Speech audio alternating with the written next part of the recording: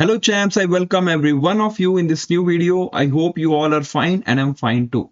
This is your mentor Satyam Pandey and आज की इस वीडियो में हम करेंगे हमारा chapter number 3 empires and kingdoms from 6th to 10th centuries. Chapter number 1 that is India's agriculture story and chapter number 2 that is India and her neighbours हमने already discuss कर लिया है एंड उसकी वीडियोस भी ऑलरेडी इस channel पे uploaded है, playlist भी बना दी गई है. तो अगर आपने वीडियोस नहीं देखी है तो जल्दी से जाइए अपना कोर्स कंप्लीट कीजिए, chapter number 1 and chapter number 2 complete कीजिए जल्दी से, ठीक है. आज के इस वीडियो में हम ये चैप्टर काफी ज्यादा डिटेल से डिस्कस करेंगे. तो मैं पहले ही बता दूं ये चैप्टर काफी ज्यादा लेंथी है, अराउंड 35 पेजेस हैं इस चैप्टर में, तो ये वीडियो काफी ज्यादा बड़ा हो सकता है. तो अगर आपको ब्रेक लेना है तो वीडियो पॉज कर लीजिएगा और ब्रेक लेके वापस आइएगा, बट वीडियो को स्किप मत कीजिएगा, ठीक है, because it will going to be very very helpful for your exam. Along with that मैं पहले ही बता दूं ये वीडियो आपको 1.5x स्पीड पे देखने की कोशिश करनी है ताकि आपको बेटर एक्सपीरियंस मिले. अगर आपको मन है कि इससे कम स्पीड पे देखनी है तो आप देख सकते हैं नॉर्मली, बट आई सजेस्ट कि 1.5x पे देखिएगा तो काफी अच्छा एक्सपीरियंस मिलेगा. अलॉन्ग विद दैट मैं एक चीज और बता दूं कि टेलीग्राम चैनल का लिंक, क्लास 7 टेलीग्राम चैनल का लिंक डिस्क्रिप्शन में है, जाके ज्वाइन कर लीजिए, जहां पे मैं इस चैप्टर और बाकी पिछले चैप्टर से रिलेटेड नोट्स और क्वेश्चन आंसर्स को मैं वहां पे अपलोड करूंगा, शेयर करूंगा आपके साथ. तो जल्दी से जाइए चैनल को ज्वाइन कर लीजिए, लिंक डिस्क्रिप्शन में है. चलिए स्टार्ट करते हैं आज का वीडियो. तो इस चैप्टर में हम करेंगे क्या, हम करेंगे एम्पायर्स एंड किंगडम्स जो कि 6 से 10th सेंचुरीज तक थे, ठीक है.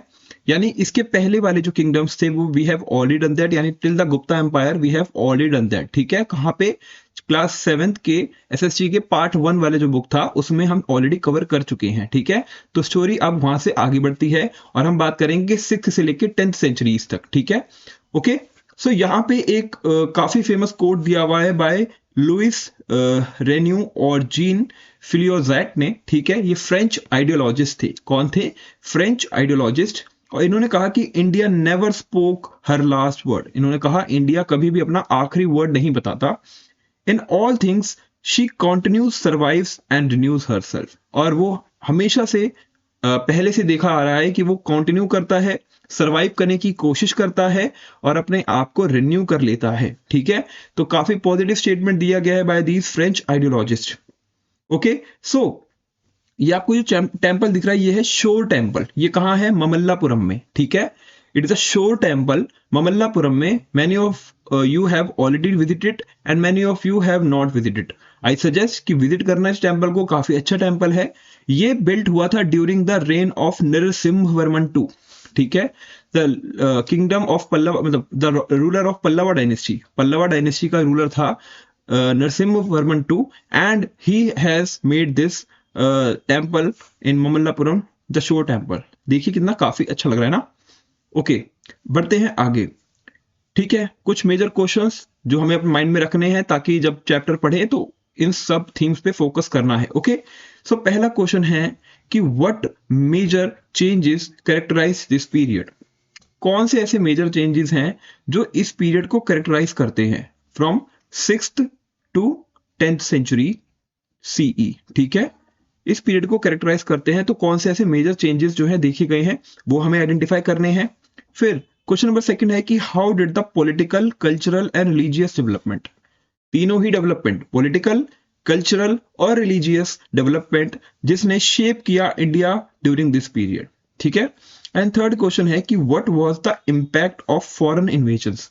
जो फॉरेन इन्वेजन्स इन पीरियड्स में हुए, ठीक है, उसका इंपैक्ट क्या रहा इंडिया में, और interactions on Indian society and polity during the period, ठीक है. तो इंडियन सोसाइटी, इन पॉलिटी पे क्या इंपैक्ट पड़ा इन फॉरेन इन्वेजन्स का, वो भी हमें बहुत ही डिटेल से देखना है. ओके, तो चलिए पढ़ते हैं आगे. यहां पे है एक टाइमलाइन, ठीक है. आई होप आपको ये टाइमलाइन दिख रही होगी बहुत अच्छे से. ओके, तो टाइमलाइन स्टार्ट होती है 6th सेंचुरी सीई से, ठीक है.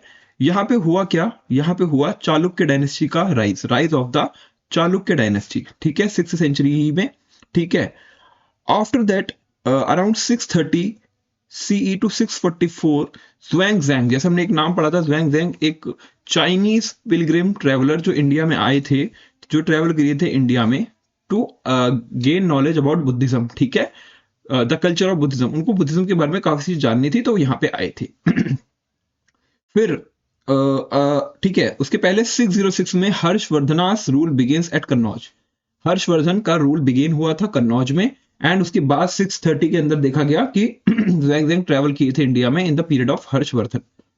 637 में क्या हुआ, फर्स्ट अरब नेवल अटैक हुआ था, रिपल्स्ड एट थाना, जिसको रिपल्स कर दिया गया था बाय एट थाना। थाना एक जगह का नाम है, ठीक है, वो डिटेल से डिस्कस करेंगे कहाँ पे है वो।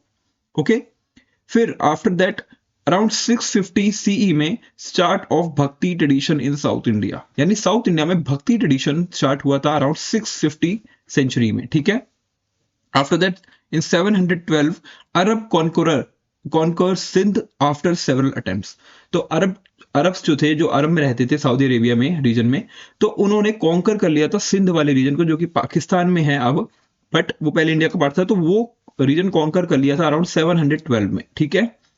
फिर आफ्टर दैट 750 के अंदर राइज ऑफ द पाला डायनेस्टी, ठीक है, गुजर, प्रतिहार, पाल, ये डायनेस्टीज का राइज हुआ था अराउंड 750 बीसीई में, ठीक है, सॉरी 750 सीई में, नॉट बीसीई, ठीक है। सो आफ्टर, तो ये जो हमारा 6 से 8 सेंचुरी था, ये पल्लवा और चालुक्य का स्ट्रगल दिखाता है इन द साउथ इंडिया। अगर मैं मैप बनाऊं, ठीक है, ये मैप बनाऊं मैं यहाँ पे, ठीक है, तो ये जो हमारा हिस्सा है, ये वाला हिस्सा, यहाँ पे इन तीनों डायनेस्टी, यानी पहले तो अभी दो हैं डायनेस्टी, पल्लवा और चालुक्य, इनका कह सकते हो, नहीं, ये तो हमारा चोला चेरा पांड्या का है, पल्लवा और चालुक्य इधर वाली साइड पे है, ठीक है, पल्लवा और चालुक्य इधर वाली साइड पे है, तो ये आपको ध्यान रखना है, ये हमारा चोला, चेरा और पांड्या, ठीक है, ये पांड्यास हैं। और फिर हमारा ये जो हमारा रीजन है पल्लवा और चालुक्य का, ये रीजन है, यहाँ पे स्ट्रगल देखने को मिला, ठीक है, इन दोनों डायनेस्टीज के बीच में। फिर 8 सेंचुरी के बाद 8 से 9 सेंचुरीज में देखा गया ट्रीपार्टाइट स्ट्रगल ओवर कन्नौज, यानी कन्नौज के ऊपर किसका हक होगा, गुजर का, प्रतिहार का या पाला का, वो स्ट्रगल देखने को मिला, इन तीनों डायनेस्टी के बीच में लड़ाई हुई, ठीक है, वो देखने को मिली। और फिर 9th सेंचुरी सीई में the Cholas emerge as a dominant power, तो साउथ इंडिया में चोलाज एमर्ज हुए थे एज अ डोमिनेंट पावर, और वो एक्सटेंड कर देते हैं till the north of India, ठीक है, कहां तक एक्सटेंड करते हैं ये चैप्टर में हम डिस्कस करेंगे। तो ये पूरी टाइमलाइन थी इस पूरे चैप्टर की, ठीक है, पहले ही हमने टाइमलाइन डिस्कस कर लिया, हम क्या क्या डिस्कस करने वाले हैं, तो चलिए बढ़ते हैं आगे। Okay, I hope you are able to retain the information that I am providing to you, because काफी ज्यादा इंफॉर्मेशन है, तो आई नो दैट कि थोड़ी ज्यादा इंफॉर्मेशन है, बट हम इस तरीके से डिटेल से डिस्कस करेंगे कि आपको प्रॉब्लम ना हो। और अगर आपको कोई भी प्रॉब्लम लगती है तो कमेंट जरूर किया कीजिए, कोई सजेशन हो वो बताइए कीजिए, कि अगर मैं कुछ इंप्रूव कर सकता हूं तो जरूर से जरूर मैं इंप्रूव करने की कोशिश करूंगा आप सबके लिए, ठीक है। चैप्टर की स्टार्टिंग करते हैं। ये जो चैप्टर है और जो नेक्स्ट है वो टुगेदर सर्वे करते हैं the seen in India, India का सीन बताते हैं from the Gupta era around 600 CE, about 600 CE to about 1200 CE, okay, from the end of Gupta era about 600 CE to 1200 CE, okay। तो ये जो 6 सेंचुरीज हैं, these 6 centuries together have received several names, इनको काफी सारे names दिए गए हैं, ठीक है, जैसे कि नेम है पोस्ट क्लासिकल, लेट क्लासिकल और early medieval, late classical, post classical, late classical and early medieval, ठीक है, और काफी अलग अलग तरीके, बट हम 3 इन नेम्स को डिस्कस करेंगे, और ये आने वाले कुछ चैप्टर्स में ये हिस्ट्री को कवर कर रहे हैं, ठीक है, from the Gupta era till 1200 CE, okay.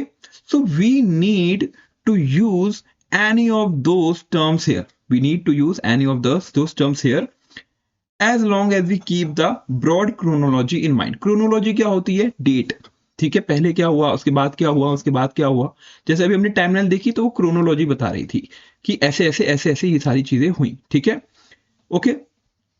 Grade 8 में नेक्स्ट क्लास में हम एक्सप्लोर करेंगे नेक्स्ट सेंचुरीज के बारे में और आगे के बारे में, ब्रिटिश इंडिया और मुगल पीरियड, ठीक है, हो सकता है मुगल पीरियड, इसमें मुगल पीरियड नहीं आएगा, मुगल पीरियड नेक्स्ट वाली बुक में ही आएगा।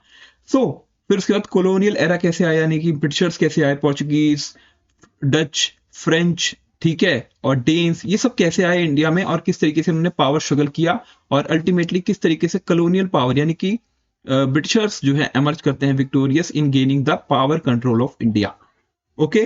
सो dominated by the British rule in India, फिर अल्टीमेटली जो स्ट्रगल था for freedom from the colonial rule culminating in the India's independence, और किस तरीके से फिर ब्रिटिशर्स के अगेंस्ट नेशनलिज्म की फीलिंग लोगों में जागी और उन्होंने स्ट्रगल करा for the freedom and ultimately we got independence in 1947, ठीक है। एंड उसके बाद से हमारा देश आजाद है and we are living in the soil of independent India. Okay guys, चलिए आपको पूरा टाइमलाइन समझा दिया, ठीक है। Now you have to imagine that you are in north India. आप नॉर्थ इंडिया में हो, ऐसे इमेजिन करो 1500 साल पहले, 1500 years ago, imagine yourself that you are in north India, ठीक है। The mighty Gupta empire, the mighty Gupta empire. देखा जाता है गुप्ता एम्पायर भी बहुत काफी बड़ा एम्पायर था, काफी बड़ा, उसमें कह सकते कैवलरी उनकी काफी ज्यादा थी, एडमिनिस्ट्रेशन उनका काफी अच्छा था एंड काफी लार्ज एरिया में उनका रूल हुआ करता था। तो हमने चैप्टर पार्ट 1 में ऑलरेडी गुप्ता एरा कर चुके हैं, आप जरूर जाके देखिएगा, ठीक है। And they has lost its dominance after that, यानी कि गुप्ता एम्पायर काफी ज्यादा फ्लरिश हुआ, बट उसके बाद उनकी जो डोमिनेंस थी वो धीरे धीरे कम होने लगी एंड उसके काफी सारे रीजंस थे, ठीक है। So you are a young traveller, आप एक यंग ट्रेवलर हो setting off an adventure across the subcontinent, और आपको अच्छा लगता है सब कॉन्टिनेंट में ट्रेवल करना एक एडवेंचरर की तरह, ठीक है। आपका पहला स्टॉप होगा कन्नौज, ठीक है। This is a city by river Ganga, river Ganga के किनारे ये है जगह जहां पे powerful king host poets and scholars, ठीक है। जहां पे जो पावरफुल किंग्स थे वो पोएट्स और स्कॉलर्स को होस्ट करते थे, सेरेमनीज लॉन्च करते थे, ताकि जो भी उनकी चीजें हैं पोएट्स की, स्कॉलर्स की, वो दुनिया के सामने लाते थे बाय होस्टिंग सेरेमनीज, ठीक है। A few weeks later, कुछ हफ्तों बाद you reach the Chalukya kingdom, ठीक है। आप उसके बाद चालुक्य किंगडम की तरफ गए जो कि डेक्कन एरिया में है, यानी महाराष्ट्र वाला जो रीजन है अराउंड दैट, जहां पे आपने मैग्निफिसेंट टेम्पल्स देखे, बहुत बड़े बड़े टेम्पल्स देखे एंड लाइवली सिटीज, ठीक है। फिर साउथ में गए, वहां पे आपने पल्लवास को देखा जो कार्व कर रहे थे एंटायर टेम्पल्स, मतलब पूरे के पूरे बड़े बड़े टेम्पल्स, जैसे कि शो टेम्पल हमने देखा पल्लवा डायनेस्टी का, ठीक है। आउट ऑफ रॉक, पूरे मतलब बड़े से पत्थर में से पूरा टेम्पल बना रहे थे, जो कि हमने देखा ममल्लापुरम में, also Mahabalipuram, now it is called as Mahabalipuram also. और while in Bengal Pala rulers को आपने देखा जो ग्रेट यूनिवर्सिटीज को सपोर्ट कर रहे थे, दे वर सपोर्टिंग ग्रेट यूनिवर्सिटीज जो उस टाइम पे काफी ज्यादा फेमस थी और दूर दूर के कंट्रीज से लोग आते थे उन यूनिवर्सिटीज में पढ़ने के लिए, जैसे कि विक्रमशिला यूनिवर्सिटी, ठीक है, जो सपोर्टेड थी by the Palas. You don't see large empires in India now, ऐसे बड़े एम्पायर्स अब आपको नहीं दिखेंगे, because now we are running in a democratic system, democratic government system में है, बट काफी सारे स्ट्रॉन्ग किंगडम्स थे, okay. Some call it is a time of political rivalry, ये जो टाइम था ये पॉलिटिकल राइवलरी का टाइम था, ठीक है। पॉलिटिकल राइवलरी थी, यानी कि काफी ऐसे किंगडम्स से आपको देखने को मिलने, छोटे छोटे किंगडम्स हैं, बहुत बड़े किंगडम्स नहीं है, जैसे गुप्ता एम्पायर बहुत बड़ा किंगडम था, बट उसके बाद जो इंडिया है वो डिसइंटीग्रेट हो गया और छोटे छोटे किंगडम्स में डिसइंटीग्रेट हो गया, ओके। तो वो जो अब पावर स्ट्रगल कर रहे हैं, लड़ाई कर रहे हैं आपस में, ताकि वो होल्ड कर पाए ज्यादा से ज्यादा पोर्शन ऑफ इंडिया को, ठीक है। तो ये पॉलिटिकल राइवलरी का टाइम था और डिसऑर्डर का टाइम था, बट एज यू ट्रेवल आप देखते हो कुछ डिफरेंट, क्या? A land buzzing with new ideas, एक ऐसी धरती, एक ऐसी लैंड जो नए नए आइडियाज के को एक्सप्लोर कर रही है, आर्ट को एक्सप्लोर कर रही है, कल्चर को एक्सप्लोर कर रही है, डिफरेंट इन ईच रीजन, और हर रीजन में आर्ट, कल्चर, नए आइडियाज डिफरेंट डिफरेंट है, and you will part of one India, yet you are part of one India, तब भी आप पार्ट हो इस पूरे इंडिया का, बजाय कि यहाँ पे इतने अलग अलग कल्चर है, इतने अलग अलग रीजन है। So in this really is this really the end of an age of a powerful empire? क्या ये अभी भी आप कहोगे कि ये पावरफुल एम्पायर्स का एंड है, और the dawn of a new era, यह शुरुआत है किसी नए एरा की, ठीक है। Let's step back in time and see, हम देखते हैं पिछले टाइम में जाके, जैसे अभी हम गए और इन सारे एम्पायर्स के बारे में डिस्कस करते हैं, ठीक है। As you can see on the map, ये जो मैप है नीचे, गुप्तास जब चले गए, जब Guptas are gone, but the land is still dynamic, land अभी भी डायनेमिक थी और वाइब्रेंट थी, किसके साथ? विथ एक्टिविटीज के साथ, डिफरेंट डिफरेंट एक्टिविटीज वर परफॉर्मिंग, ठीक है। तो सेवरल रीजनल पावर्स एमर्ज्ड। जब मैं रीजनल पावर्स की बात करता हूं तो रीजनल पावर्स होती हैं अपने क्षेत्र में, ठीक है, नॉर्मल अपने अपने क्षेत्र में एमर्ज हुई, ऐसा नहीं कि पूरे इंडिया में इनका कब्जा था या इनका दबदबा था, ऐसा नहीं। Regional powers are there only in their respective areas, और वो चाहती थी एमर्ज होना as victorious powers for all over the India, ठीक है। तो रीजनल पावर जो है एमर्ज होती हैं, और हम देखते हैं मैप में कौन कौन सी ऐसी पावर्स थी। ठीक है, सबसे पहले आप गुजरात की साइड देखेंगे तो गुर्जर प्रतिहार, ठीक है, गुर्जर प्रतिहार यहाँ पे है हमारे गुर्जर प्रतिहार। ठीक है, फिर हमारे पालाज है अराउंड वेस्ट बंगाल, और हमारे पुष्यभूतिज हैं, ठीक है, अराउंड उत्तर प्रदेश। ओके, ये जगह है प्रज्ञा, काशी, तनेश्वर, उज्जैनी। फिर हमारे जो राष्ट्रकूट है वो इधर की साइड है, महाराष्ट्र डेक्कन की साइड, और नीचे की साइड हमारे पल्लवाज हैं। ओके, नीचे की साइड हमारे पल्लवाज हैं। तो ये जो पूरा रीजन है ये अराउंड 6th सेंचुरी का टाइम पीरियड है, कह सकते हो। ठीक है, 7th सेंचुरी ऑनवर्ड की बात कर रहे हैं ये। Few dynamics in north and peninsular India from the 7th century onwards. ठीक है, ये वर्मन्स हैं बट इतने ज्यादा इंपॉर्टेंट नहीं है। ठीक है, वर्मन्स हैं but they are not very very important. Gurjara Pratiharas, Rashtrakuta, Palas, they are the most important. ठीक है, और ज्यादा हिस्ट्री इन्हीं के बारे में आपको मिलेगी। ठीक है, ओके, और चलिए आगे बढ़ते हैं। ओके, बात होती है the great king of Kings. किसको कहा गया है किंग्स ऑफ किंग? हर्षवर्धन को। ठीक है, the great king of Kings. ठीक है, राजाओं के राजा, महाराजा अधिराजा बोलते हैं ना, ऐसे पुरानी मूवीज में आप देखोगे। ठीक है, जो राजा महाराजा के ऊपर होती थी वीडियोस या मूवीज होती थी, तो उसमें डिनोट किया जाता था महाराजाओं को एज किंग्स ऑफ किंग, राजाओं के राजा। ठीक है, तो बात करते हैं हर्षवर्धन की। As we look in the northern India at this time, अगर इस टाइम पे हम नॉर्दर्न इंडिया में देखें तो we find remarkable ruler Harshavardhan. We will see Harshavardhan as a ruler. ठीक है, ascending to the throne in 606 CE। Time period याद रखिएगा, 606 CE के अंदर he became he ascended the throne of North India at Kannauj. ठीक है, तो Kannauj is a powerful palace, मतलब पावरफुल प्लेस हो गया एक तरीके से, बिकॉज यहाँ पावरफुल डायनेस्टी होल्ड करते हैं ये लोग। ठीक है, और ये थी पुष्यभूति डायनेस्टी और वर्धना भी कहते हैं इसको, पुष्यभूति डायनेस्टी। तो यहां तक हमने जो डेटा देखा वो था कि हर्षवर्धन 606 में असेंड करते हैं थ्रोन ऑफ कन्नौज, यानी कन्नौज इज इंपॉर्टेंट प्लेस। ठीक है, और ये बिलोंग करते हैं पुष्यभूति डायनेस्टी को, पुष्यभूति डायनेस्टी को ये बिलोंग करते हैं। ठीक है, हुज अर्लियर कैपिटल, इसकी पहली कैपिटल क्या थी? सनेश्वरा। ठीक है, सनेश्वरा कैपिटल थी। प्रेजेंट डे इसको थानेसर कहते हैं हरियाणा में। ठीक है, बट आई थिंक इसको बाद में कन्नौज शिफ्ट कर दिया था। ओके, जब हर्षवर्धन रूलर बने थे। सो यहां तक हमें इंफॉर्मेशन क्लियर है, कोई भी डाउट नहीं है।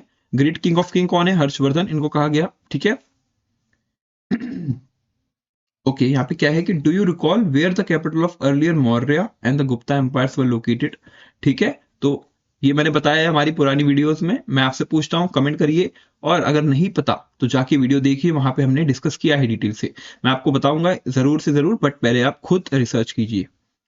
Okay, so ruling from Kannauj और कन्नौज, रूलिंग फ्रॉम कन्नौज और कन्नौज एंशियंटली नोन एज कान्यकुब्ज। अभी एक प्लेस देखा था हमने कान्यकुब्ज, उसको ही कन्नौज कहा गया है।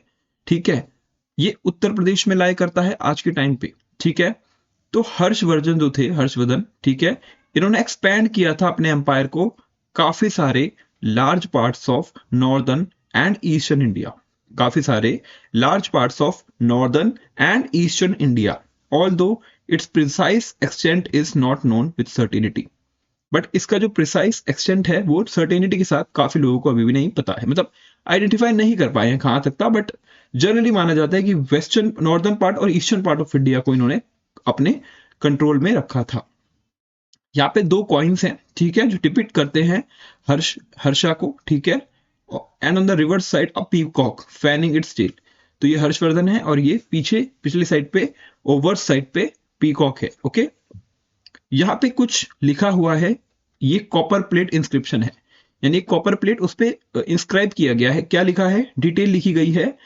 और ये कहाँ फाइंड हुआ था? बंसखेड़ा, बंसखेड़ा इन उत्तर प्रदेश।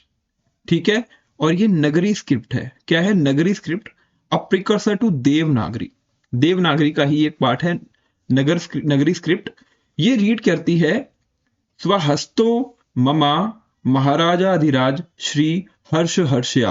क्या लिखा है? स्वहस्तो ममा महाराजाधिराज श्री हर्षया। इंग्लिश में बोलूं, that is by my own hand the great king of Kings Shri Harsha. इसीलिए हर्षा को किंग्स ऑफ किंग्स कहा जाता है बिकॉज ये कॉपर प्लेट इंस्क्रिप्शन जो हमें मिली है बंसखेड़ा उत्तर प्रदेश से, उसमें ऐसा लिखा गया है, ठीक है, कि वो आइडेंटिफाई कर रहे हैं हर्षवर्धन को as great kings of kings. Okay, so Harsha as he is also known was fine poet. Harshvardhan was a fine poet, also he was a dramist, ठीक है, सॉरी ड्रामेटिस्ट मतलब जो ड्रामाज में इन्वॉल्व होते हैं, ठीक है। So he is assume to the author of 3 plays, इन्होंने 3 प्लेस को ऑथर किया है, लिखा है इन क्लासिकल संस्कृत, किसमें, क्लासिकल संस्कृत में, विच वीव लव स्टोरीज बताई है विद कोर्टली लाइफ, कोर्ट के अंदर इनकी जो प्रेम कहानी थी उसके बारे में, of themes of sacrifice also, other high ethical values also, ठीक है। इन सब थीम्स पे इन्होंने पोएट्री मतलब ऑथर है, ये प्लेज लिखे हैं। While these are the stories historians use such literature to extract interesting details, और हिस्टोरियंस जो थे उनको तो खजाना मिल गया, मतलब अगर उनको ये बुक्स मिल गई तो, ठीक है, ये नोट्स मिल गए तो उनके, तो वहां से वो आइडेंटिफाई कर पाते हैं कि कैसा लाइफस्टाइल था, कैसे कैसे लोग थे वहां पे, किस तरीके से चीजें होती थी। तो with while these are the stories historians use such as literature to extract interesting details, ठीक है, about the culture and the society of those times, ठीक है, कल्चर कैसा था, सोसाइटी कैसी थी, वहां के बारे में उनको यहां से पता चलता है।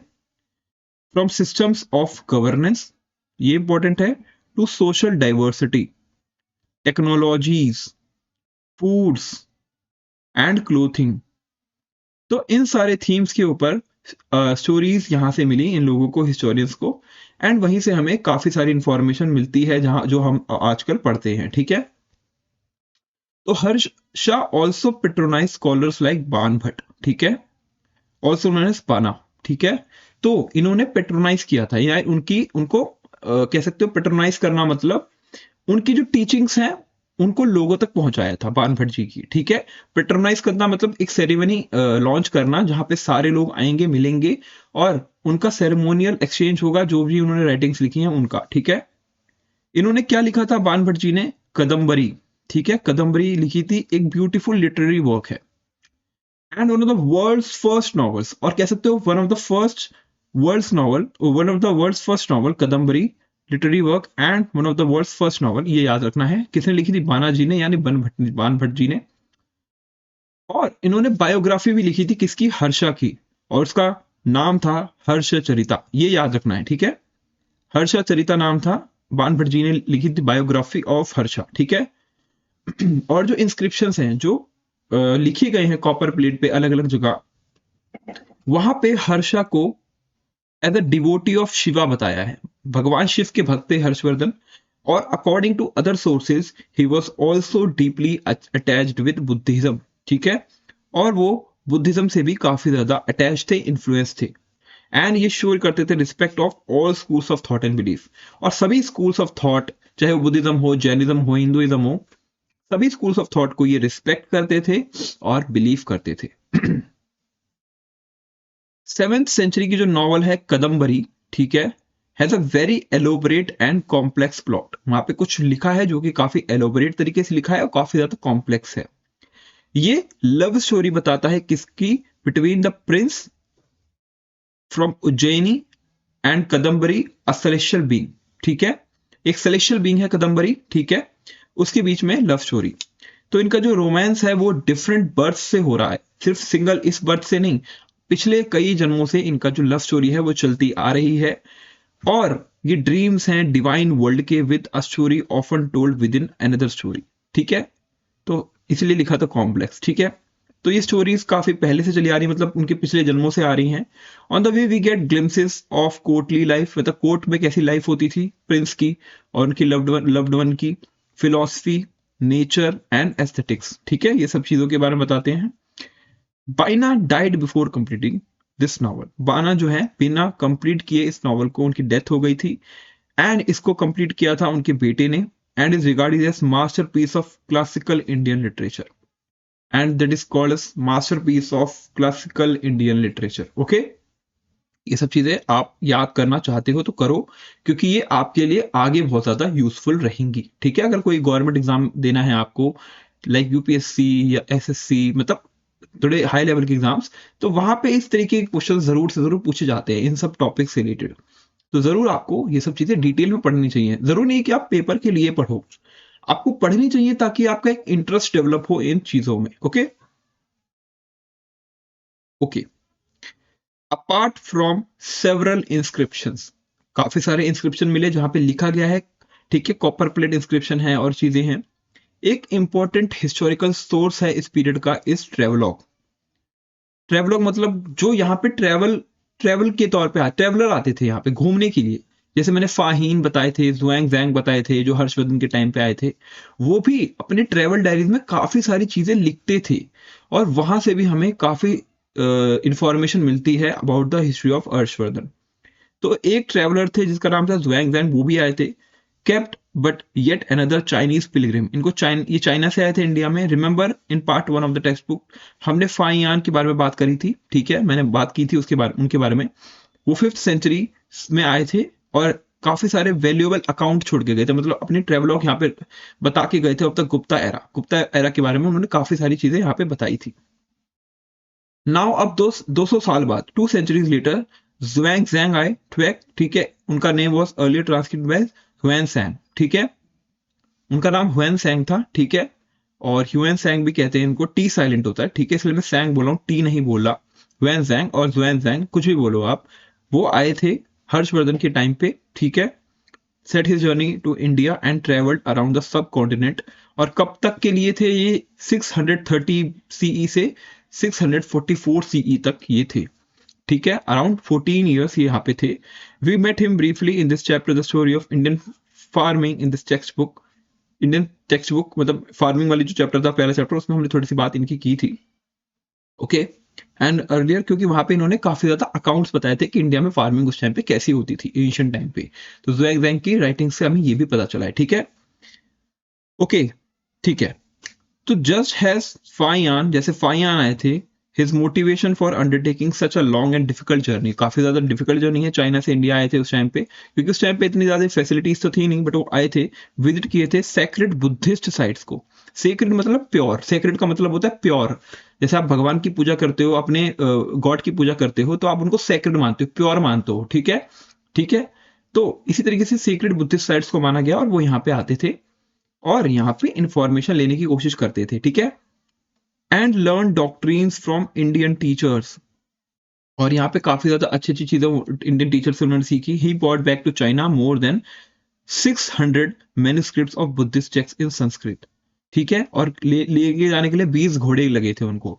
यानी वो यहाँ से 600 मैन्युस्क्रिप्ट्स यानी रिटर्न राइटिंग्स जो यहाँ से लेके गए थे चाइना, जुआंग जैंग अपने साथ, जो कि बुद्धिज्म रिलीजन के बारे में बता रहे थे, बुद्धिस्ट टेक्स्ट थे, और उनको ले जाने के लिए 20 घोड़े लगे थे उनको। And set about translating them into Chinese, और उन्होंने फिर संस्कृत से उसको चाइनीज में ट्रांसलेट किया, ठीक है।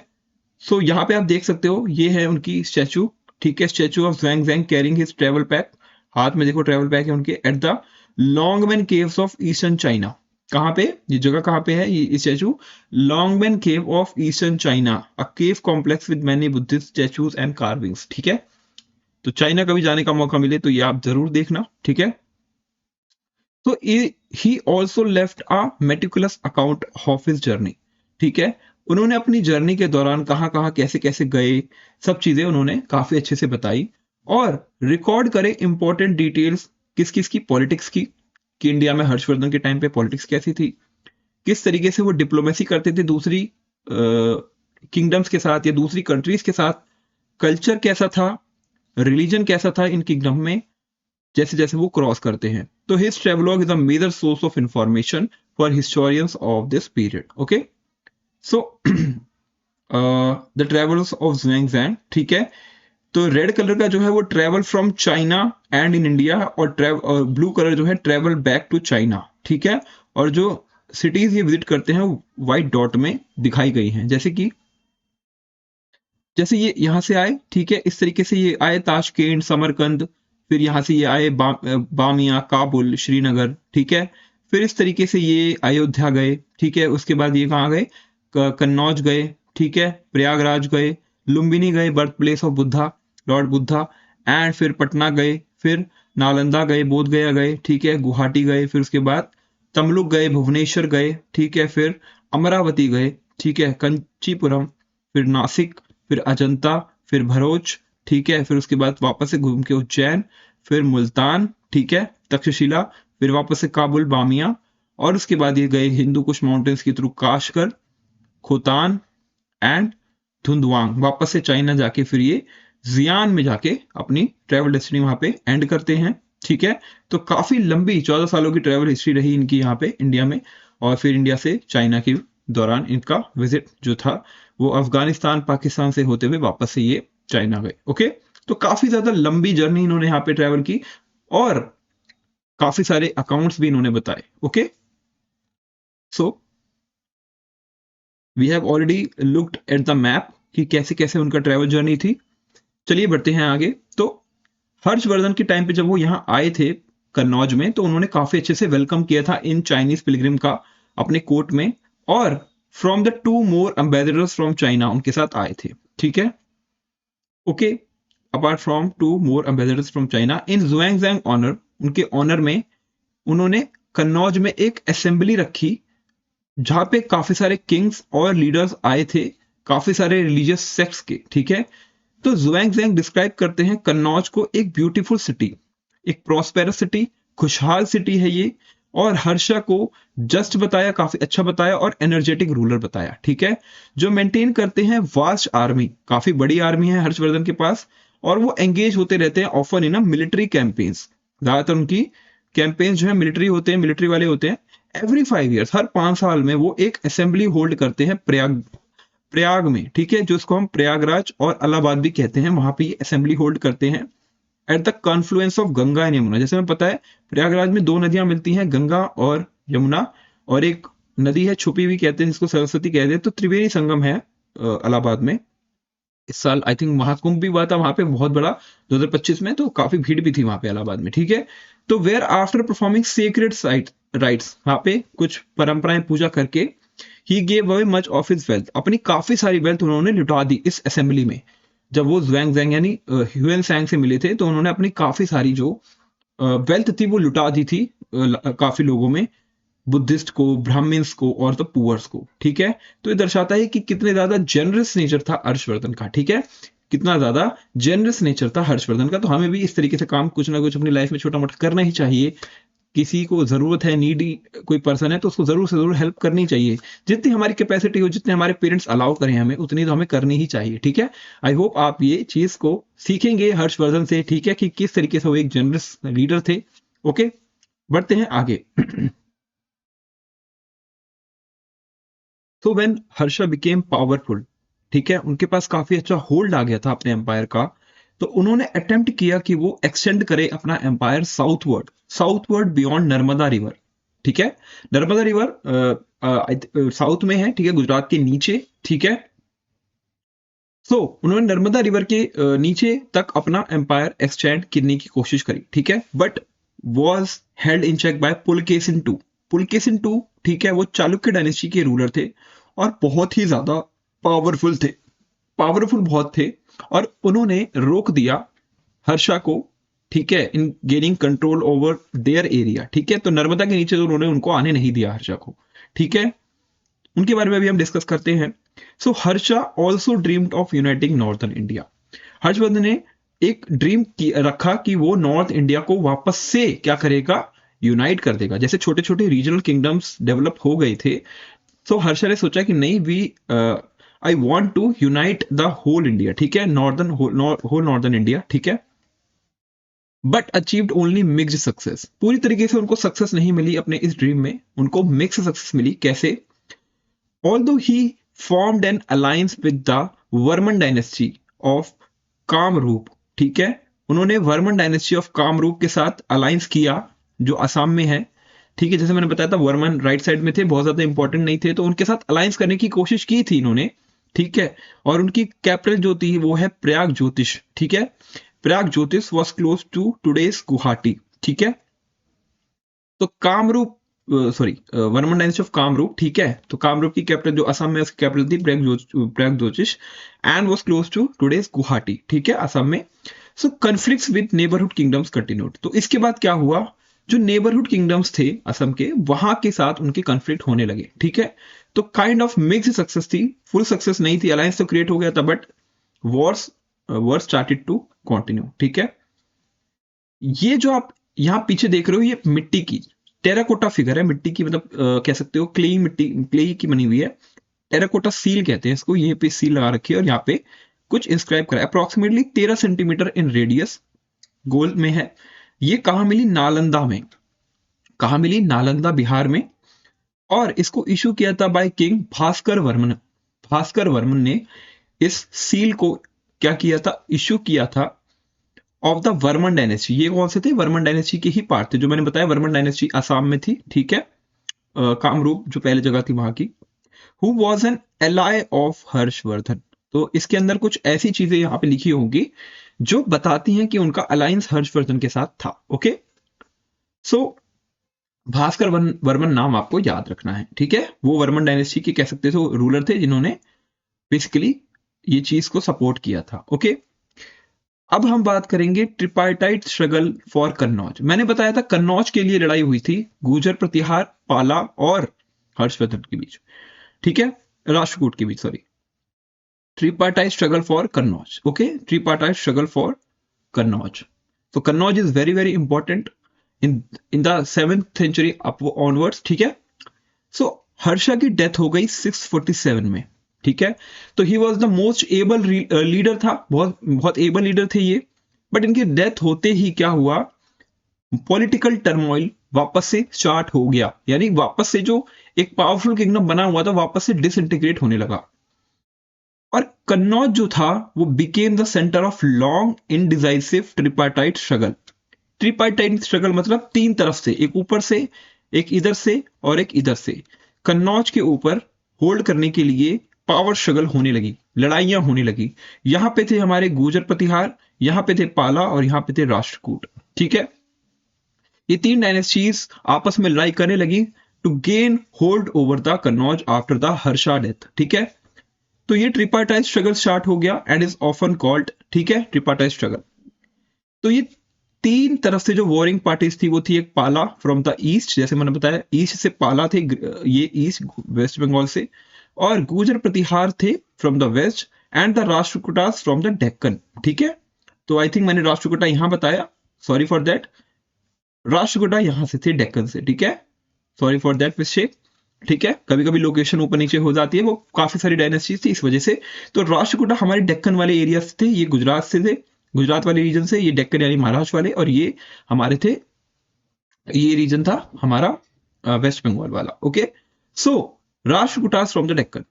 तो ड्यूरिंग द 8th और 9th centuries, during the 8th और 9th centuries, these 3 powers repeatedly warred against each other. ये तीनों आपस में लड़ने लगी। ठीक है, ताकि वो क्या करे? होल्ड कर पाए कन्नौज को with fluctuating outcomes. But outcomes हमेशा फ्लक्चुएटिंग रहे और कोई लास्टिंग विक्टोरियस नहीं रहा। ठीक है, कभी किसी का होल्ड आया, कभी किसी का होल्ड आया, जो कि हम देखने वाले हैं किस तरीके से वहां पे होल्ड रहा तीनों डायनेस्टीज के बीच में। ओके, सबसे पहले बात करेंगे हम कन्नौज की। ठीक है, सबसे पहले हम बात करेंगे कन्नौज की, सॉरी पालास की। द पालास, जैसे मैंने बताया कहां से थे? वेस्ट बंगाल वाले एरिया से, ईस्ट से थे। ठीक है, वेस्ट बंगाल वाला रीजन, ओडिशा वाला रीजन, वहां से थे। और मैंने ये भी चीज आपको बताई थी कि पालास वर सपोर्टर ऑफ यूनिवर्सिटी।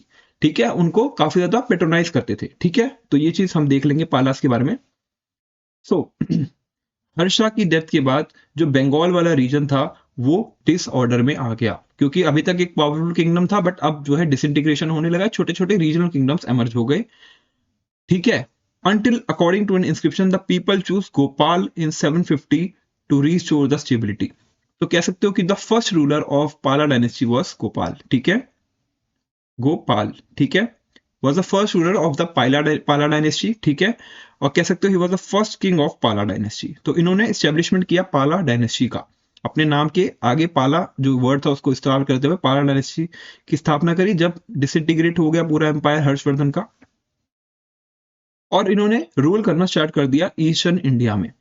उनके बाद आए धर्मपाल। ठीक है, हिज सक्सेसर वाज धर्मपाल। ठीक है, DHARMA, धर्मपाल। ठीक है, ये इनके सक्सेसर थे। इन्होंने एक्सपैंड करा पाला एम्पायर को और भी ज्यादा, और ईस्टर्न और नॉर्दर्न इंडिया में इन्होंने एक्सपैंड करने की कोशिश करी, ठीक है, अपने एम्पायर को। ये काफी ग्रेट, मतलब became the great pattern of Mahayana Buddhism, ठीक है। मैंने बताया था बुद्धिज्म की 3 ब्रांचेस थी, एक महायान, एक त्रिवाड़, ठीक है, और एक तांत्रिक बुद्धिज्म था, ठीक है। तो उसका नाम था कुछ याद नहीं आ रहा, बट महायान जो बुद्धिज्म था वो हमेशा बिलीव करते थे कि हमें बोधिसत्वास की वर्शिप करनी चाहिए, बोधिसत्वास की वर्शिप करनी चाहिए, यानी इन अ स्टैचू फॉर्म ऑफ बुद्धा, ठीक है। और त्रिवाड़ बुद्धिज्म जो था वो बिलीव करता था in the original teachings of Buddha, ठीक है। They were believing in the original teachings of Buddha, and Mahayana Buddhism जो थे वो बिलीव करते थे इन द बोधिसत्वास, ठीक है। So founding major monasteries such as Vikramashila, जैसे मैंने बताया था, उन्होंने विक्रमशिला यूनिवर्सिटी जो प्रेजेंट डे बिहार में है उसको इन्होंने स्टैब्लिश किया था, किन्होंने, धर्मपाल ने। And Somapura in present day Bangladesh, ठीक है, in Somapura in present day Bangladesh, okay. ये रीजन आपको याद रखना है, नाम याद रखना है, विक्रमशिला यूनिवर्सिटी। तो बिसाइड जस्ट लाइक हर्षा, ठीक है, the Palas continue to patronise Nalanda also, ठीक है।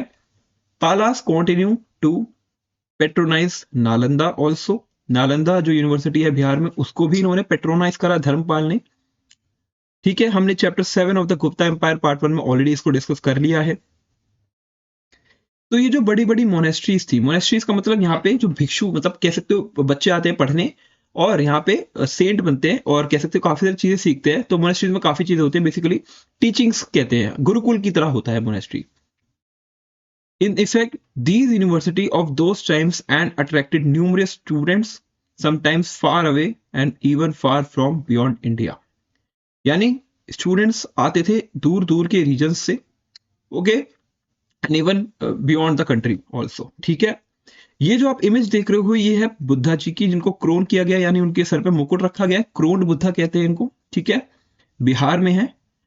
और मैंने बताया कि ये महायान बुद्धिज्म को फॉलो करते थे, इसलिए बुद्धा की इमेज बनवाई, स्टैचू बनवाया। बुद्धा जी ने कभी नहीं बोला मेरी स्टैचू बनवाना। और आप जब देखोगे ना स्तूपा देखोगे, कोई भी स्तूपा, तो वहां पे कहीं पे आपको बुद्धा की इमेज नहीं मिलेगी, आपको इस तरीके से डोम का स्ट्रक्चर मिलेगा और इस तरीके से छतरी मिलेगी 3। ये स्ट्रक्चर होता है बुद्धा का, ठीक है, स्तूपा का। और यहाँ पे उनके अवशेष रेलिक्स रखे जाते हैं, ठीक है, उनके रेलिक्स यहाँ रखे जाते हैं।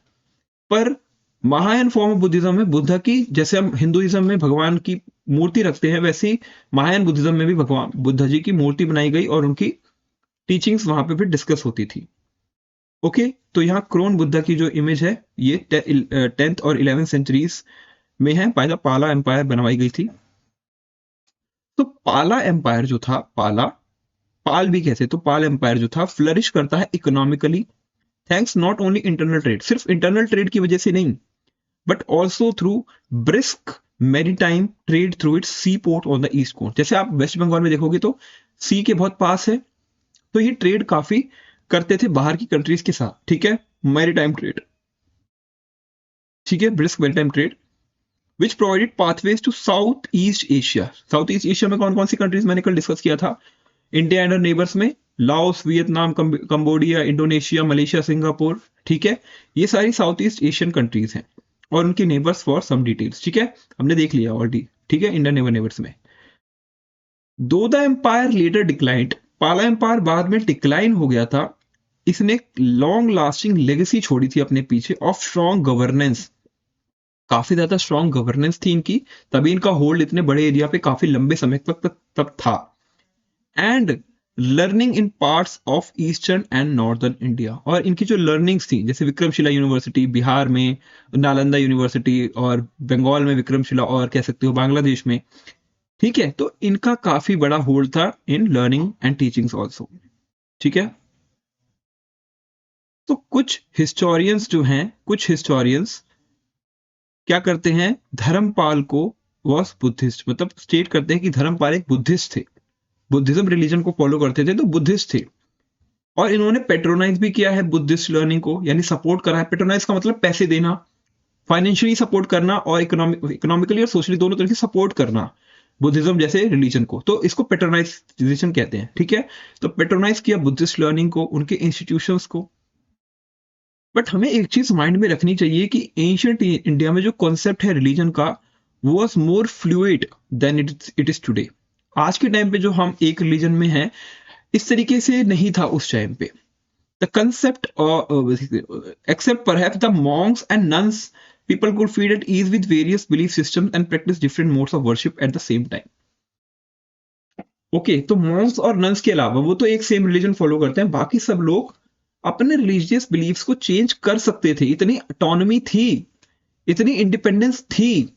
आज की तरह नहीं था कि एकदम रिजिड हो गया है, काफी ज्यादा फ्लूइड था। They can change their source system of belief, ठीक है, बिलीफ सिस्टम को चेंज कर सकते थे।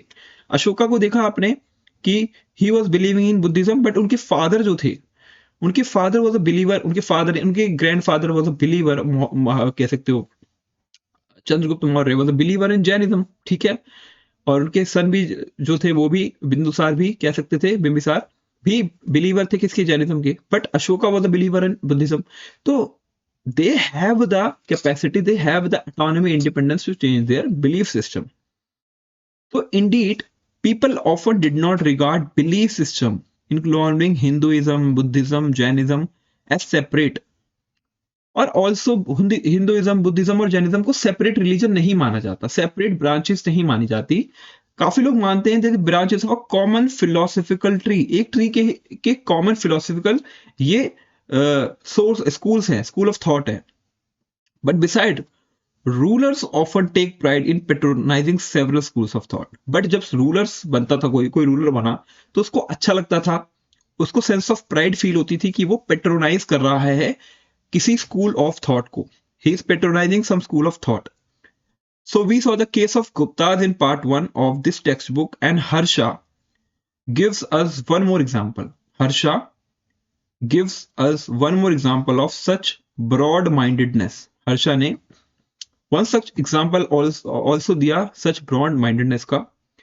Similarly, काफी सारे सक्सेसर्स थे धर्मपाल के भी, जैसे मैंने बताया Gopal was the first person who कह सकते हो एस्टैब्लिश द पाला डायनेस्टी। उसके बाद धर्मपाल आए, उन्होंने भी काफी ज्यादा एक्सटेंड किया ईस्टर्न और नॉर्दर्न इंडिया में। और उनके बाद के जो सक्सेसर थे उन्होंने भी पेट्रोनाइज करा बुद्धिस्ट इंस्टीट्यूशंस को, ठीक है। तो दे वर वेरी वेरी कह सकते हो art and culture loving people, ठीक है।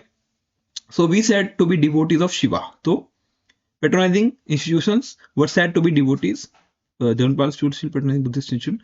तो कह सकते हैं कि धर्मपाल को कहा जाता है कि वो डिवोटी थे भगवान शिव के। ऑल्दो वो पेट्रोनाइज करते थे बुद्धिस्ट ट्रेडिशंस को, इंस्टीट्यूशंस को, लर्निंग्स को, टीचिंग्स को, बट कह सकते हो Dharmapala was a devotee of Shiva. ऐसी काफी सारे इंस्क्रिप्शन में देखा गया है। एंड फिर जो राष्ट्रकूट थे, राष्ट्रकूट जैसे मैंने बताया एक पाला थे, गुजर प्रतिहारा थे, और पालास थे जो डेक्कन से थे, राष्ट्रकूट से जो थे डेक्कन से। And other rulers will provide more example of this. तो वो ज्यादा अच्छे से एग्जाम्पल्स अभी जब हम पढ़ेंगे उनके बारे में तो वहां पे आपको दिखेगा, ओके। अब यहां पे एक टर्म लिखी है, a university with scholars as great gatekeepers. A university with scholars, ठीक है, एज गेट कीपर्स, ठीक है। तो धर्मपाल ने फाउंड की थी Vikramshila university. We have already learn that in the late 88th century on the banks of river Ganga. It remained a great centre of learning for more than 4 centuries, ठीक है। और ये ग्रेट सेंटर था लर्निंग का करीबन 40 सालों तक, ठीक है। The university has 6 colleges, monasteries, temples, lecture halls and vast library, okay, काफी सारी चीजें थी वहां पे। और करीबन 3000 स्कॉलर्स वहां पे सब्जेक्ट्स पढ़ते थे, जैसे grammar, logic, Hindu, Buddhist philosophy और रिचुअल्स के बारे में भी जानकारी लेते थे। और एडमिशन जो था वो काफी ज्यादा सेलेक्टिव था, as each college had a dwar pandit, scholar gate keeper. कौन? द्वार पंडित, ठीक है, जो स्टूडेंट्स को टेस्ट करते थे before admission, before allowing them entry. तो कह सकते हो they were the gate keepers of the university, जिनको हम संस्कृत में द्वार पंडित और इंग्लिश में गेट कीपर्स कहते हैं, स्कॉलर गेट कीपर्स। तो Vikramashila was specially known for its ties with Tibet. Tibet के साथ काफी अच्छे टाइज थे विक्रमशिला यूनिवर्सिटी के, ठीक है। One of its famous teachers travelled to Tibet, और इसके विक्रमशिला के काफी फेमस एक टीचर थे जो तिब्बत गए थे, चाइना, और उन्होंने ट्रांसलेट की थी संस्कृत वर्क्स को तिब्बत में, ठीक है, और प्ले किया था major role in shaping Tibetan Buddhism, ठीक है। तिब्बतियन बुद्धिज्म को फैलाने में काफी ज्यादा उनकी मदद की थी, जिसको हम वज्रयान बुद्धिज्म भी कहते हैं, ठीक है, वज्रयान बुद्धिज्म भी कहते हैं। ओके, तो such important centres of learning, तो there were hundreds if not thousands spread across India. Such kind of institutions were करीबन thousands की कैटेगरी में थे, जो काफी समय तक थे, kept alive and enriched India's long standing knowledge institutions, ठीक है, India's long standing knowledge institutions. As we will see in the next chapter, Vikramshila was plundered. Vikramshila university के ऊपर अटैक किया गया था और लूटा गया था, डिस्ट्रॉय कर दिया गया था, किसने? बाय बख्तियार खिलजी। बख्तियार खिलजी, खिलजी डायनेस्टी के एक पर्सन थे बख्तियार खिलजी, जिन्होंने 12th सेंचुरी में इस अच्छी यूनिवर्सिटी, इसमें इतनी सारी टीचिंग्स थी, इतनी सारी लर्निंग्स थी, उसको प्लंडर किया, लूटा और डिस्ट्रॉय कर दिया, खराब कर दिया, ठीक है। ये एक मैन्यूस्क्रिप्ट है, बुक का कवर पेज है फ्रॉम विक्रमशिला, जो डिपिक्ट करता है 5 different aspects of Buddha, first, second, third, fourth and fifth.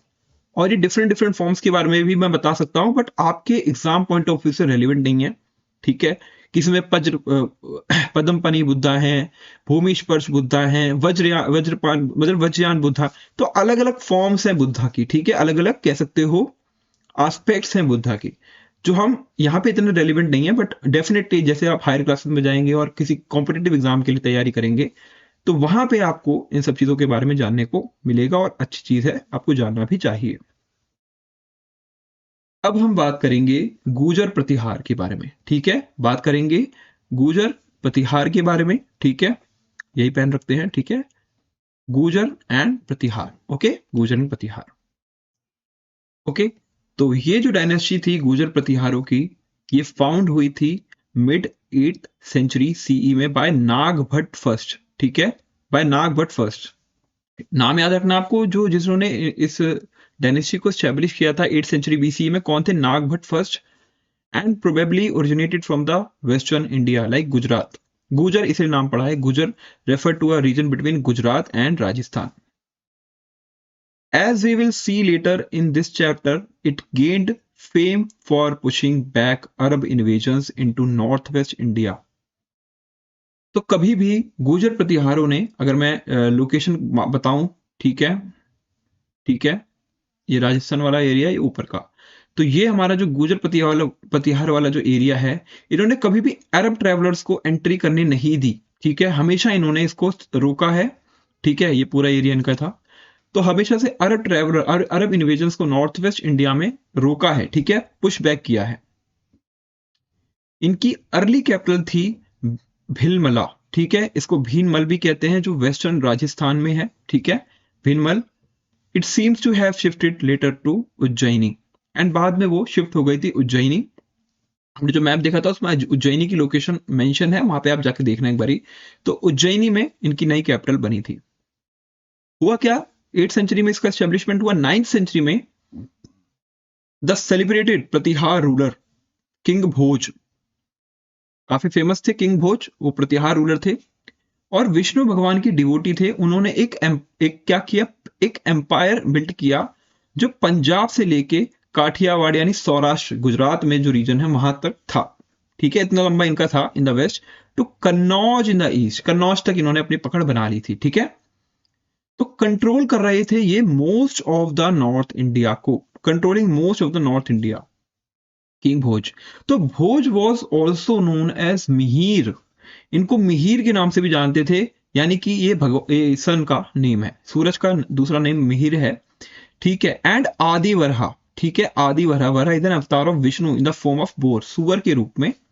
आपने देखी होगी अगर क्या नाम था, सॉरी, तो ये विष्णु भगवान का जो एक अवतार था, कह सकते हो विष्णु भगवान का बोर अवतार, ठीक है, आदि वराह का अवतार था, ठीक है। तो ये आप इमेज यहां देख सकते हो, गुर्जर प्रतिहार सिल्वर कॉइन, ये सिल्वर कॉइन है जिसके ऊपर क्या बने हैं, वराह अवतार बने हैं, ठीक है, ये वराह अवतार है जो पृथ्वी को अपने मुख पे उठाए हुए हैं, अवतार ऑफ भगवान विष्णु, ओके।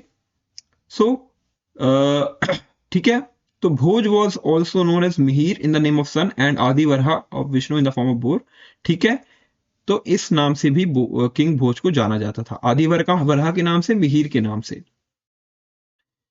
लेकिन एक मतलब अगले 100 साल बाद, a century later, the Gurjara Pratihara suffered the destruction of Kannauj by Rashtrakuta. यानी कि अभी तक जो कंट्रोल था गुर्जर प्रतिहार का ऑन द कन्नौज, उसको वापस से किसने ले लिया, मतलब उसको ले लिया किसने, राष्ट्रकूट रूलर्स ने। राष्ट्रकूट रूलर्स ने उसको हथिया लिया with hastened the disintegration of the empire, जिससे जो गुर्जर प्रतिहार एम्पायर था वो वापस से डिसइंटीग्रेट होने लगा, छोटे छोटे पार्ट्स में डिवाइड होने लगा। एंड ये फाइनली एलिमिनेट हो गया कब, अर्ली 11th सेंचुरी में बाय गजनवीद। ठीक है, किसने, बाय गजनवीद। ये जो है वापस से क्या हुआ, डिसइंटीग्रेट होने लग गया। whom we will meet in the next chapter। ठीक है, हम अगले चैप्टर में इसके बारे में पढ़ेंगे। तो Rashtrakuta rulers who hastened the disintegration of the empire were finally eliminated in the early 11th century by the Ghaznavid, whom we will meet in the next chapter। Okay, ये जो आप देख रहे हो कैलाशनाथ टेम्पल है, ये वन ऑफ द वंडर्स है ये इंडिया का, कैलाशनाथ टेम्पल। इसके बारे में अगर आप बताऊं तो आप यकीन नहीं करोगे ये बनाया कैसे गया था। ये कैलाशनाथ टेम्पल जो था भगवान शिव को डिवोटेड है, नाम से ही आपको पता चल रहा है कैलाश टेम्पल के उस पे है। और ये एलोरा केव्स जो है ना महाराष्ट्र में, एलोरा केव्स, वहां पे एक हिल को तोड़ के बनाया गया था ये। The temple is not a construction but a gigantic sculpture. अब यहाँ पे स्कल्पचर वर्ड क्यों लिखा है, आप सोचोगे यार स्कल्पचर क्यों लिखा है। स्कल्पचर को कैसे बनाया जाता है, स्कल्पचर को ले, एक यहाँ पे पत्थर है, टुकड़ा है, उसके ऊपर आप छेनी हथौड़ा मार मार के उसको एक मूर्ति की फॉर्म देते हो। ठीक है, ये हमारा स्टैचू हो गया। ठीक है, समझ लो ये स्टैचू है। ठीक है, ये स्कल्पचर है।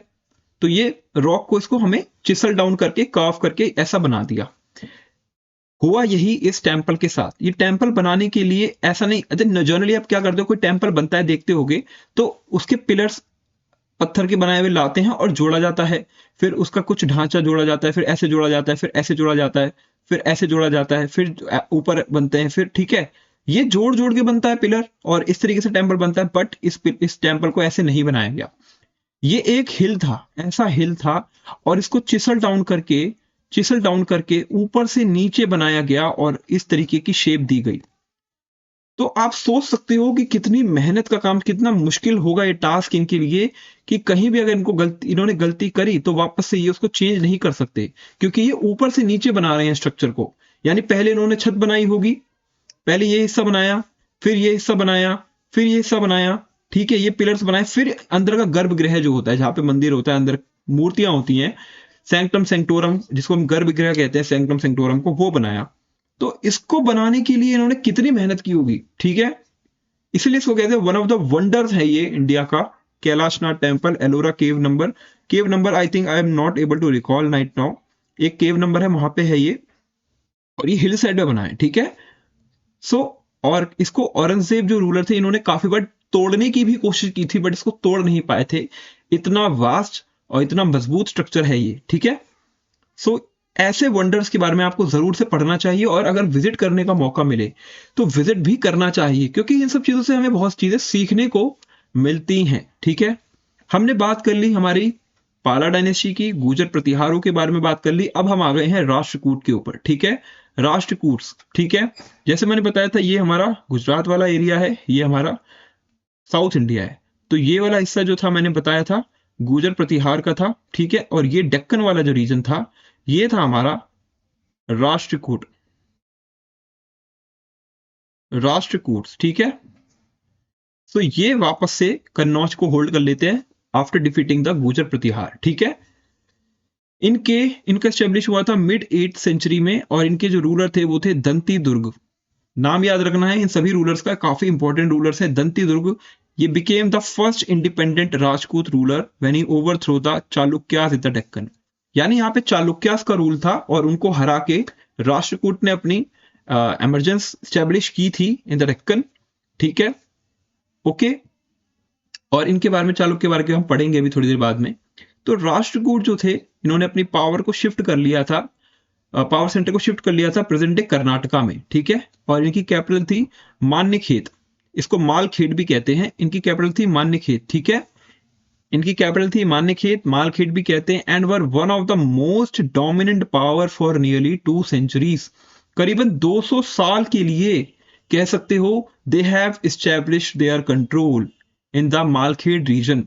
तो मोस्ट डोमिनेंट पावर थी जो 2 centuries तक एस्टैब्लिश करते हैं, और इनका एम्पायर स्पैन करता है पूरे सब कॉन्टिनेंट में भी, ठीक है। एक टाइम आता है कि काफी फैल जाता है एम्पायर भी, ठीक है।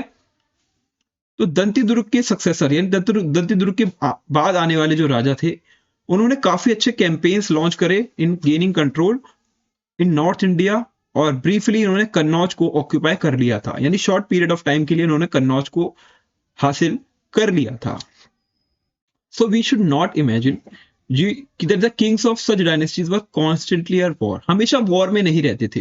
और राष्ट्रकूट तो काफी ज्यादा art and culture loving people थे, जैसे कि पालास थे, बट ये उनसे भी ज्यादा थे, ठीक है। इनके पास काफी टाइम था, ठीक है, शुरुआत में लड़ते नहीं थे, तो शुरुआत में इनके पास काफी टाइम था, रिसोर्सेज थे, तो उन्होंने काफी वंडरस चीजें करी। जैसे मैंने अभी कैलाशनाथ टेम्पल आपको दिखाया, तो वो राष्ट्रकूट ने ही बनवाया था। तो राष्ट्रकूट किंग थे जिनका नाम था कृष्णा फर्स्ट, ठीक है, कृष्णा फर्स्ट। अगर इनका नाम याद रखना है तो आप ये जो कपिल शर्मा शो में कृष्णा आता है, वो कृष्णा से आप इसको आइडेंटिफाई कर सकते हैं उनके नेम से, तो याद रहेगा, मतलब याद करने के लिए कह रहा हूं। तो कृष्णा फर्स्ट ने मैग्निफिसेंट टेम्पल बनवाया था, कैलाशनाथ टेम्पल, ठीक है। ये largest rock cut temple in India है। रॉक कट मैंने क्यों बोला, क्योंकि इन्होंने एक पूरे हिल को तोड़ के चिसल डाउन करके ये टेम्पल बनाया था, carved out on a hillside at Ellora in present day Maharashtra. तो ये जो राष्ट्रकूट थे इक्वली पेट्रोनाइज करते थे हिंदू, बुद्धिस्ट और जैन स्कूल्स ऑफ थॉट को, ठीक है। तो ये भी हिंदू, बुद्धिस्ट और जैन स्कूल ऑफ थॉट को ये भी पेट्रोनाइज करते थे, और एनकरेज करते थे learning and literature in Sanskrit, Prakrit और कन्नड़। ये तीनों लैंग्वेज में ये लिटरेचर को भी लिखते थे, ठीक है, संस्कृत, प्राकृत और कन्नड़। हुआ क्या, इन द 9th century में एक दूसरे राष्ट्रकूट रूलर आए कृष्णा फर्स्ट के बाद, जिनका नाम था अमोघ वर्ष फर्स्ट। क्या नाम था इनका, अमोघ वर्ष फर्स्ट। और इन्होंने अपना टाइटल क्या लिया, नरी पतुंगा और पीक ऑफ किंग्स, यानी जो किंग्स आए अभी तक सबसे ऊंचा मैं हूं, पीक है ये, पीक किंग्स के पीक है, नरी पतुंगा। डिस्पाइट फ्रीक्वेंट वॉर्स, काफी सारी वॉर्स लड़ने के बाद नेबरिंग किंगडम्स के साथ, including those of the dynasties we survived above, उन्होंने सर्वाइव कर, मतलब बताया कि हम कितना सर्वाइव कर पाए इतनी लड़ाइयों के बाद भी। And he managed to ensure peace and prosperity in his empire and stability. तो इनका जो रेन था वो 64 ईयर्स का था, काफी लंबा रेन था इनका, मतलब रेन का मतलब होता है टाइम पीरियड जब तक इन्होंने रूल किया। तो Amoghavarsha Nripatunga is sometimes called as Jain king, ये जैन किंग के नाम पे भी जानते हैं, as he was strongly drawn to Jainism, ठीक है, स्ट्रांगली बिलीव करते थे जैनिज्म में। However, he also patronized Hindu temples, इन्होंने हिंदू टेम्पल्स को भी पेट्रोनाइज किया था। ये काफी फाइन पोएट थे जिन्होंने संस्कृत और कन्नड़ में काफी सारी राइटिंग्स लिखी थी। तो ये आप देख रहे हो ना, ये पीछे इमेज, ये इंस्क्रिप्शन है राष्ट्रकूट एम्परर अमोघ वर्ष नृपतुंगा के बारे में, एक विलेज टेम्पल है कर्नाटका में, और ये एक ओल्ड कन्नड़ स्क्रिप्ट में लिखा गया है, ओके। नृपतुंगा रोड जो है एक रोड है सेंट्रल बेंगलुरु में, और काफी सारी गवर्नमेंट बिल्डिंग्स यहाँ पे हैं और इंस्टीट्यूशंस भी हैं, और ये अमोघ वर्ष फर्स्ट के नाम पे ही रखी गई थी। इस चीज के बारे में पढ़ लो, अल मसूदी अरब ट्रेवलर थे, अल मसूदी एक 10th century अरब हिस्टोरियन जो ट्रेवल करते हैं फ्रॉम बगदाद, ठीक है, इंडिया आते हैं, और राष्ट्रकूट रूलर के बारे में काफी अच्छी चीजें लिखते हैं। His troops and elephants are innumerable, बताते हैं कि इनकी जो ट्रूप्स थी वो इननंबरेबल थी, गिन नहीं सकते इतनी troops. There is none among the rulers of Sindh and Hind who initiated respect the Muslims. In this kingdom, Islam is honored and protected, and for them, mosque and congregational mosque, which is always full, have built for offering prayers 5 times. तो I think ये अपने kingdom के बारे में बता रहे हैं, ना कि राष्ट्रकूट के बारे में इतना ज्यादा बता रहे हैं, ठीक है, ओके। क्योंकि इनमें काफी बाद में एक्सप्लेन भी नहीं किया कि इसके बारे में, बता तो राष्ट्रकूट के बारे में रहे हैं। इन्होंने बताया कि in his kingdom Islam is honoured, Rashtrakuta kingdom के बारे में बता रहे कि उनके किंगडम में इस्लाम को ऑनर किया जाता, प्रोटेक्ट किया जाता था, ठीक है। कोई नहीं, आप इसको छोड़ सकते हैं, इतना इंपॉर्टेंट नहीं है, हम आगे बढ़ते हैं। What does this tell us about Rashtrakutas? ठीक है, राष्ट्रकूट्स के बारे में क्या बताता है? While these three powerful dynasties, हमने पाला किंगडम पढ़ लिया, गुर्जर प्रतिहारा पढ़ लिया, और ये हमारा लास्ट किंगडम था राष्ट्रकूट्स का। तो पाला, गुर्जर प्रतिहार और राष्ट्रकूट में were involve in the tussle over Kannauj, Kannauj के लिए इन्होंने लड़ाई करी। और तो हमने पालास के बारे में नहीं बताया इतने डिटेल से, यहाँ पे एक्सप्लेन भी नहीं किया हुआ। पालास ने भी कुछ टाइम के लिए एक्वायर कर लिया था उसको, कन्नौज को। That is over Central Indian Gangetic Plains. Other powers rose and fell in others for powers. It is not possible to survey them all. Let us briefly visit a few. ठीक है, और भी kingdoms के बारे में पढ़ते हैं। सबसे पहले हमारे पास आता है कश्मीर वाला रीजन। ठीक है, कश्मीर वाला रीजन। ओके, कश्मीर के बारे में भी पढ़ लेते हैं पहले। ठीक है,